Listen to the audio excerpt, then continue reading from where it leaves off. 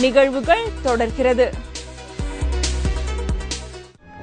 இதில் பேசிய பிரேமலதா விஜயகாந்த், இஸ்லாமியர்கள் தோழனாகவும் சகோதரராகவும் கேப்டன் திகழ்ந்து வருவதாக குறிப்பிட்டார்.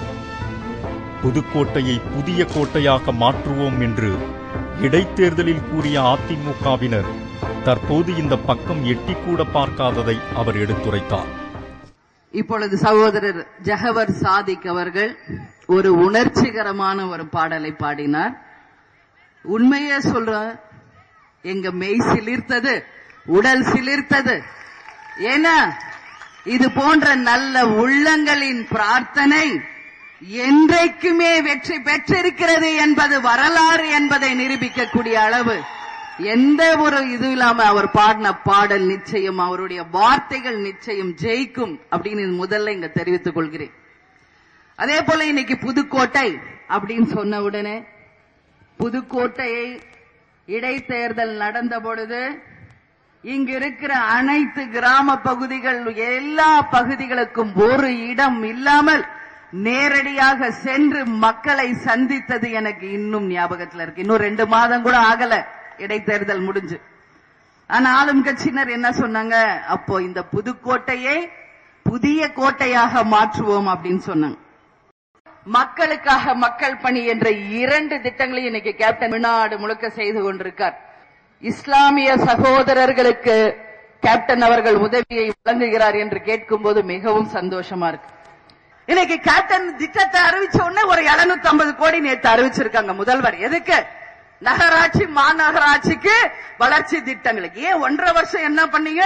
இன்னைக்கு கேப்டன் மாநகராட்சி நகராட்சி பணிகளை எடுத்து தன் கையில செய்யறாருன்னு பயம், அவங்களுக்கு எல்லாம் பயம் வந்துருச்சு. இன்னைக்கு கேப்டனை பார்த்து ஒரு ஆளும் கட்சி செய்யாததை ஒரு தனி நபராக தன் கட்சியின் மூலம் சொந்த செலவில், அதுதான் ரொம்ப முக்கியம். இன்னைக்கு அரசாங்கம் ஒரு திட்டம் அறிவிக்குதுன்னா அது மக்களுடைய வரிப்பணம், உங்க பணத்தையே வாங்கி உங்களுக்கு செய்யறது. ஆனாலும் திட்டங்களா தான் இருக்கே ஒழிய செயல் வடிவமும் பெறவில்லை, மக்களை வந்து சேரவும் இல்லை. ஆனா இங்க பாருங்க, லைனா வச்சிருக்காங்க பாருங்க, 100கணக்கான உதவிகள். இது அத்தனையும் எங்கள் கழகத்தினர் வியர்வை சிந்தி சம்பாதிச்ச 100, 200, 500 ஆகியவற்றில் சொந்த பணத்துல இன்னைக்கு மக்களுக்கு செலவு செய்துகிட்டு இருக்காங்க. அதனால இது உண்மையான தர்மம். இந்த தர்மம் என்றைக்கும் பொய்க்காது. நீங்கள் எத்தனை இடையூறுகளை கொடுத்தாலும் நிச்சயமாக கேப்டன் அவர்கள் மக்கள் பணியை என்றைக்குமே செய்வார். இப்ப கூட இஃப்தார் நோன்பு விருதுக்கு கேப்டனோட நானும் கலந்துட்டு தான் வந்தேன். மனசுக்கு மிகவும் நிறைவாக இருந்தது. என்னுடைய இஸ்லாமிய சகோதரிகளுக்கு, மெயினா என்னுடைய சகோதரிகளுக்கு நான் பேசணும்னு நினைக்கிறேன். உங்களில் எத்தனையோ பேர் திறமையானவர்களாக இருக்கீங்க. உங்களுடைய திறமைகளை வெளி உலகத்திற்கு நீங்கள் தைரியமாக கொண்டு வர வேண்டிய நாள் இந்த தமிழகத்தில் வெறு தொழில் இல்லை என்பதை நிரூபிக்கணும். ஒரு டாக்டராக, ஒரு கலெக்டராக, ஒரு IPS ஆபீசராக, ஒரு விஞ்ஞானியாக பரிணாமங்கள் பெற்று வரலாற்றில் இடம் பிடிக்கக்கூடிய அளவு இஸ்லாமிய சகோதரிகள் நிச்சயமாக தங்களுடைய நிலையை உயர்த்தி வரணும் என்று என்னுடைய தாழ்மையான வேண்டுகோளை இப்ப வைக்கிற. எத்தனை பேர் இன்னைக்கு அறிவாளிகளாக திறமைசாலிகளாக இருக்காங்க, ஆனா அவர்களுடைய திறமை வெளியே தெரியல. எனவே அத்தனை பேரும் நல்லபடியாக நாட்டுக்கும் வீட்டுக்கும் பயனளிக்கக்கூடிய அளவு நமது கலாச்சாரத்தை மீறாமல் என்றைக்குமே ஒரு நல்ல முறையில நீங்க வாழ்க்கையில வளரும் என்று உங்க எல்லோரையும் பார்த்து இந்த பொதுக்கூட்டத்தின் வாயிலாக கேட்டுக்கொள்கிறேன்.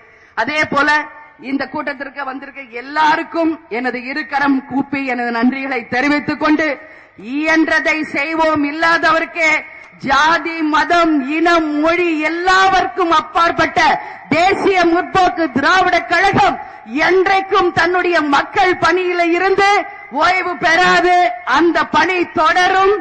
கேப்டன் வாழ்ந்தார் வாழ்ந்தார் வாழ்ந்தார், மக்களுக்காக வாழ்ந்தார் என்று நாளை சரித்திரம் படைக்கக்கூடிய அளவு மக்களுக்காக வாழ்வார், தன்னுடைய பணிகளை செய்வார். இந்த தமிழகத்தை இந்தியாவின் முதன்மை மாநகராக மாற்றி வறுமை கோட்டிற்கு கீழ் மக்களே இல்லை என்ற நிலையை நிச்சயம் உருவாக்குவார். அந்த நாள் தமிழகத்தில் வெகு தொலைவில் இல்லை என்பதை நமது சகோதரர்களும் சகோதரிகளும் வரப்போகும் தேர்தலில் நிரூபிக்க வேண்டும் என்று கேட்டுக்கொண்டு இயன்றதை செய்வோம். இல்லாதவர்க்கு நமது முரசு வெற்றி முரசு என்று வெற்றி முரசாக தமிழகம் என்றும் ஒலிக்க அனைவரும் நல்லதொரு தீர்ப்பை தாருங்கள் என்று கேட்டுக்கொண்டு உங்களிடமிருந்து விடைபெறுகிறேன். நன்றி, வணக்கம்.